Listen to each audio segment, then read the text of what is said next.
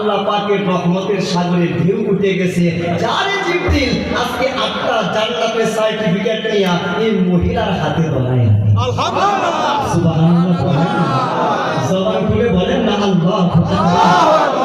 আল্লাহ যদি এমন একটা মহিলার জীবনের গুনাহ মাফ করতে পারে, হে হুসাইনের প্রেমিকারা কয়টা গুনাহ করছস, হুসাইনকে বইরা সমাজে কি বললো না বললো ছেড়ে দে, কারণ কিয়ামতের ময়দানে আমার হুসাইন ইমাম হবে। কথা বলেন ঠিক না? আমরা মাওলা হাসান মাওলা হুসাইন দুইজনের আগে একটা শব্দ ব্যবহার করি, সেটা হচ্ছে ইমাম। বলেন কি বলি? আমরা বলি ইমাম হাসান ইমাম হুসাইন। এখন বোঝার অর্থ হচ্ছে ইমাম হাসান ইমাম হুসাইন মানেটা কি?